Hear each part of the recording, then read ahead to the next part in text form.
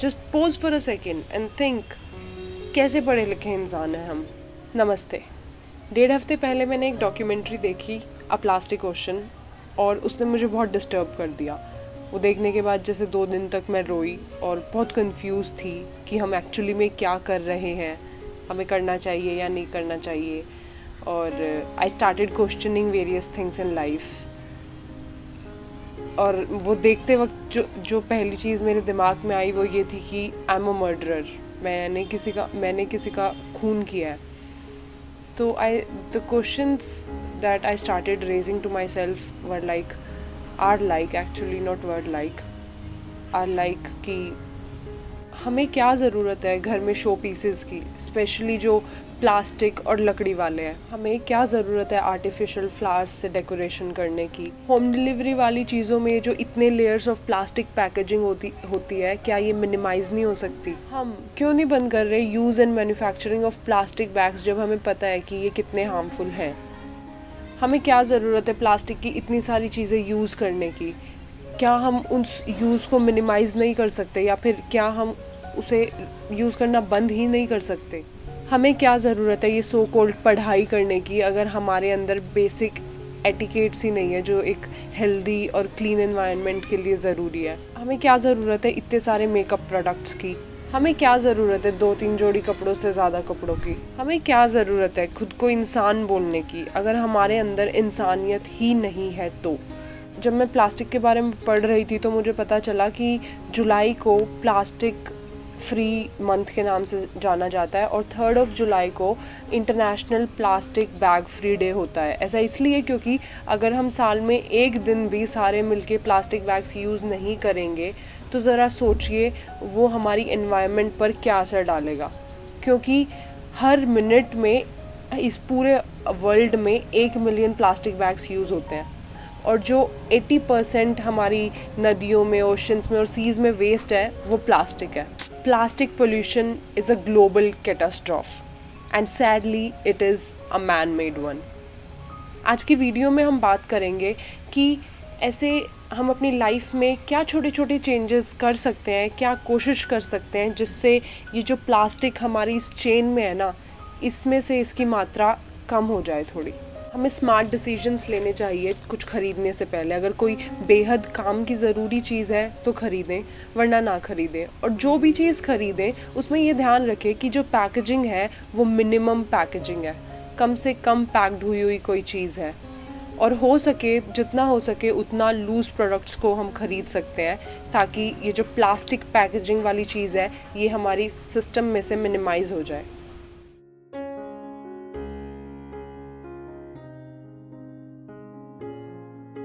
दूसरी चीज़ ये कि हम अवॉइड करें जब भी पॉसिबल हो प्लास्टिक के कार्टन्स में और बॉटल्स में पैक्ड जो जूसेस और सॉफ्ट ड्रिंक्स आते हैं।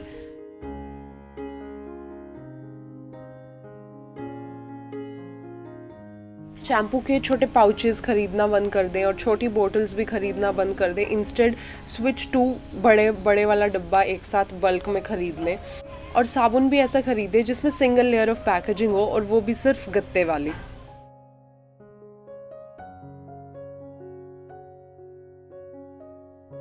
फोर्थ, बर्थडे पार्टीज़ और फंक्शंस में हमें बलून्स यूज़ नहीं करने चाहिए, और जो सिंगल टाइम डेकोरेशन यूज़ होने वाली डेकोरेशन की चीज़ें हैं वो यूज़ नहीं करनी चाहिए। And we should not use plastic के कटोरी, glass, plates, spoons. And also ये जो आजकल छोटी छोटी बॉटल्स का फ़ैशन आया हुआ है प्लास्टिक वाली, बिल्कुल भी नहीं यूज़ करनी चाहिए। इंस्टेड आप कैन रख सकते हैं अपनी पार्टी में पानी के लिए।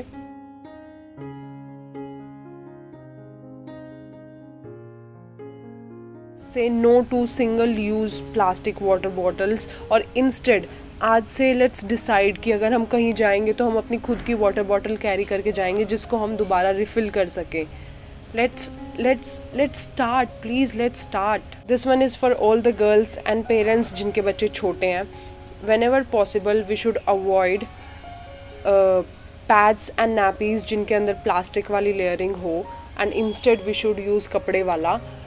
और जब भी हम घर पर हों स्पेशली हम ये चीज़ ट्राई कर सकते हैं कि अगर आपके पास कोई कॉटन क्लॉथ है, पुरानी कोई टी शर्ट है कॉटन की, या फिर कोई भी कपड़ा जो आप यूज़ नहीं करते, तो उसको इंस्टेड ऑफ पैड्स हम उनको यूज़ कर सकते हैं ड्यूरिंग आवर पीरियड्स।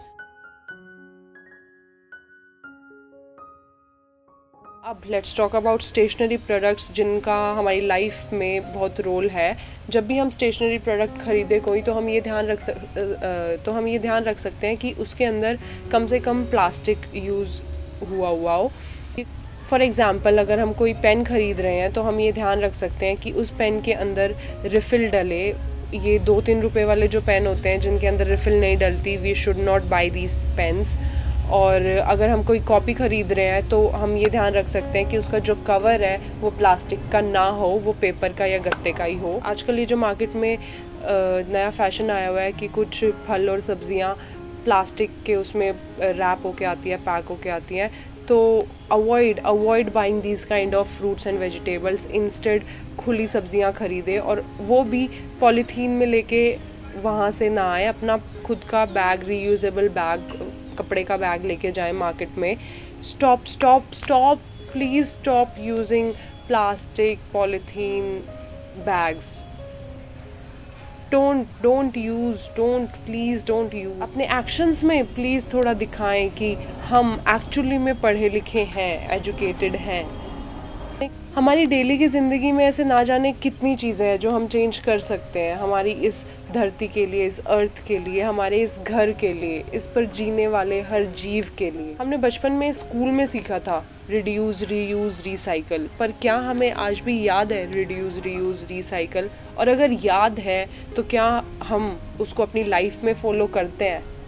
हम जो एक्शंस करते हैं ना, वो उसको देख के और लोग, स्पेशली हमारे छोटी जनरेशन है जो, वो क्या सीखती है, ये बहुत मायने रखता है। इसलिए अपने एक्शंस को please let's decide, let's pledge कि हम अपने एक्शंस को केयरफुली चूज़ करेंगे। Together let's decide to reduce what we buy. Ask yourself, do you truly need it? Reuse plastic items as much as possible, ताकि जो बेचारे जानवर है वो उनको खाकर मर ना जाए। और प्लास्टिक हज़ारों साल लेता है डिकम्पोज होने में। Recycle as much as possible, और अगर हो सके तो रिसाइकल्ड प्रोडक्ट ही ख़रीदें टू क्लोज दिस लूप। सोचना, विचार करना, और अपनी ज़िंदगी में प्लीज़ कोशिश ज़रूर करना। मुझे यकीन है कि अगर हम साथ मिलकर थोड़ी सी भी कोशिश करेंगे तो ड्रास्टिक चेंजेस आ सकते हैं। मेरी इस कोशिश में अगर आप मेरा साथ देना चाहते हैं तो please share this video. Let's try to live a meaningful life. Namaste.